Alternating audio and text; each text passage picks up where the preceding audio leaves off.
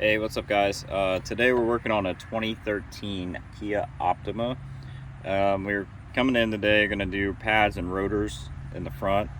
The customer said that the brakes were grinding, so upon inspection on this right front side, I found that the caliper was actually seized up, and that was kind of causing her issue. And I know that it's seized up, A, because they were grinding, and B, because I tried to press the piston back in the caliper and it was not going in smoothly as it should. I could probably force it in, but that's not the right way to do things. If you get into a job like this and you find that the caliper seems to be harder to, the piston seems to be harder to get in than it should be, then you have a caliper that's either seizing up or you have a caliper that is completely seized up and it needs to be replaced. People get intimidated by doing calipers, and it's not a hard process if you have any kind of mechanical inclination. They're pretty simple, straightforward. So I'm going to kind of walk you through how to do it on this. I've already gotten one new rotor on, so I'm not going to walk through how to take everything apart, but I will go ahead and walk through how to put this new caliper on, providing I can get you guys in a good spot here on this angle. So I've already got my new caliper, as you can see. I've already checked, made sure it was the right one. So what I'm gonna do, since I already got this, I got the bracket off. I got the old caliper bracket off. This caliper is still attached. It's still attached to the brake line, so I'm just gonna set it to the side for right now. So basically you just need to get the whole caliper, the old caliper assembly off. Just get the bracket. Don't unbolt the brake line yet from the old caliper. So what we're going to do is we're going to take this whole assembly. This is how it comes out of the box. Everything's bolted together, and we're just going to bolt this whole assembly on just like this. I'm sure if you've got this far, there's the 2 caliper bracket bolts. They're going to go in the back. I think they're 17 millimeter.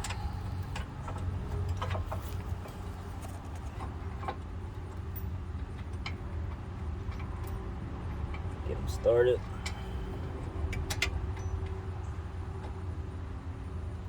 It's one. This one in the back's a little tricky to get to because the tie rod ends right there. Okay. So it is a 17, and so we're just going to tighten these up.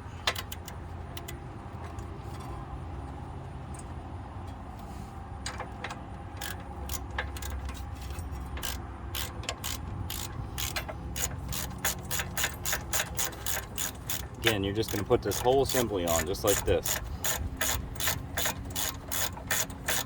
I'm also going to show you how to gravity bleed these, which 75% of the time works just fine. You don't need to do any kind of pumping of the brakes or any kind of bleeding. Most of the time you're able to gravity bleed these to bleed all the air out. So I'm going to show you how to do that. I think that's the part that people always get hung up on, is how to bleed these out after they replace the caliper. It's really not that difficult once you get used to doing them.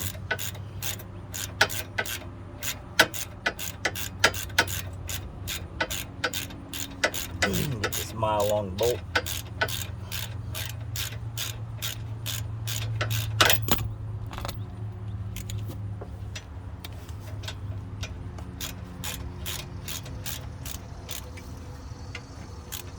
Nice and tight. Okay. Alright, so next thing we're going to do is we're going to come back here to the back side. It's a 15. And I'm just going to take this bottom bolt out of the caliper, not the bracket, but the caliper itself where it bolts into the bracket. I'm just going to pull this bottom one out like that. Okay, I'm going to flip this whole caliper up. I don't know if you guys can see that. So I just got it flipped up. I still have this top bolt attached. So the next thing I need to do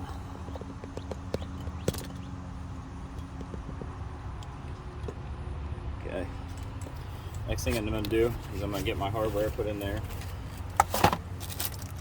It's the new hardware.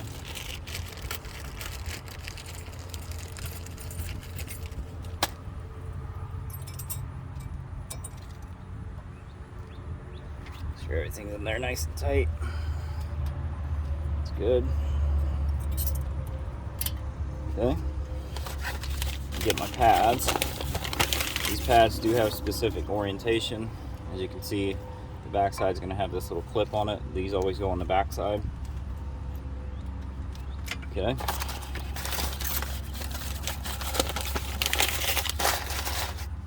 Front side. Okay. On the brake grease here. I like this. I always use the Permatex. Although this one's getting kind of empty. I always put on the back. I always put it on the back side of here, so I don't make a mess on the pad. It really just needs to go where it contacts the pad. So that's that.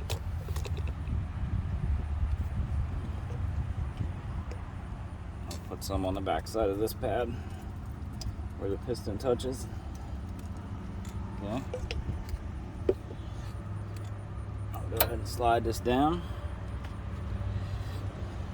Put our new bolt in.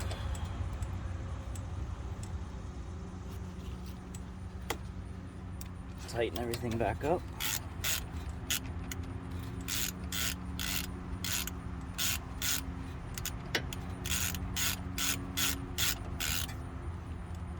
Tight. Okay. So next thing I'm going to do is I'm going to reach to the back side. I'm going to unscrew the banjo bolt that came with it. The banjo bolt is the bolt that comes on the back side of the caliper that bolts the brake line to the caliper. It's got a little hole in it. That's called a banjo bolt. If you didn't know, now you know. So it's going to come with 2 washers. You're going to leave this one washer here. That's going to go on the outside of it. And then when we get this old brake line on, I'm going to put the new washer in there so it goes in between. So we have our old caliper. Get you guys a better view. I have our old caliper here. I'm going to go ahead and get this bolt off here. You're going to throw this bolt away. You're not going to reuse this bolt, and there's going to be 2 washers in here. You need to make sure those are off of that line. Not sure what size it is. It's probably a 12. It's a 13. Nope, it's a 12. Okay. Go ahead and crack this loose. Maybe.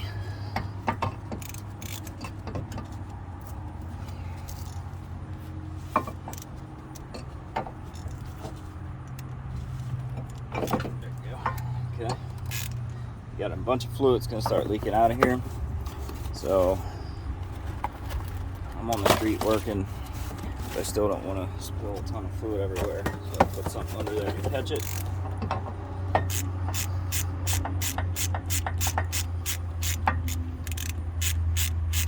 Go ahead and get this all the way unbolted.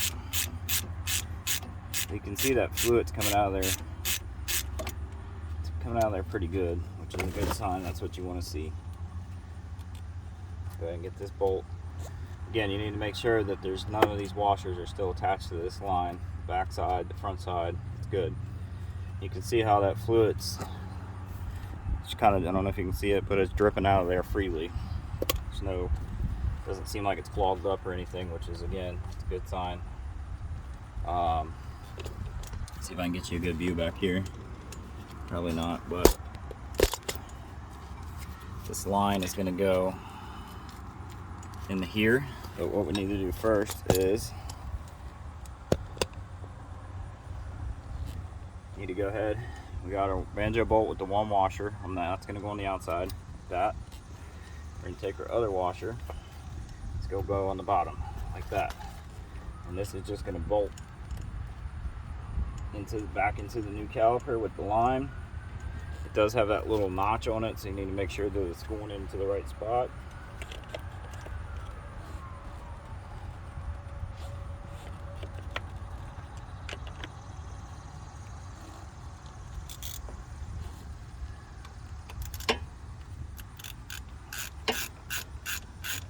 get it tight.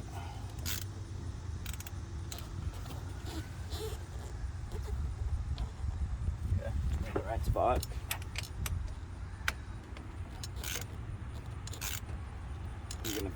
You're gonna keep tightening it. You don't want to over tighten it, but you don't want to have it loose either. You want to definitely make sure that those copper washers compress good enough to, you know, make a good seal so you're not leaking any fluid out of there. So our next step is going to go ahead and pull that rubber plug off of the bleeder valve. Go ahead and should be a 10. Yep, 10 millimeter. Go ahead and loosen this bleeder valve up.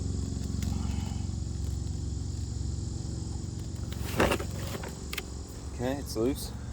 Now basically all we're going to do is sit here and wait for fluid to start dripping out of that bleeder valve.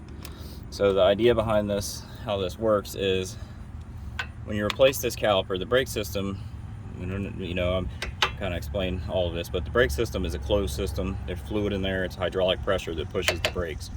So if there's any kind of air in the system, it throws off the hydraulic pressure in there, and it's just not, it doesn't work properly. You'll get mushy brakes, the pedal will go to the floor, etc., etc. So when we replace this caliper, there's a chamber inside of here in the back of the caliper that has to be full of fluid, and that when you press the brake pedal pushes more fluid into that, causing the pressure to push the piston out. Okay, so you need to bleed all the air out of the system, but since there's no air in the brake line itself, all we need to do is let this chamber fill up with fluid, crack this bleeder valve, which is at the top of the chamber, open. The fluid's gravity is going to do its job. It's going to pull the fluid through, and it's going to fill that chamber up. And as you can see, once all the air is out, the fluid will start dripping out of here, like so. This is called gravity bleeding. So I'm going to let this drip for a few minutes, make sure I got all the air out of there, and I'm going to go ahead and tighten this bleeder valve back up. I'm going to put the rubber cap back on it, and I'm going to put the wheel back on it, and it's good to go. That's pretty much it.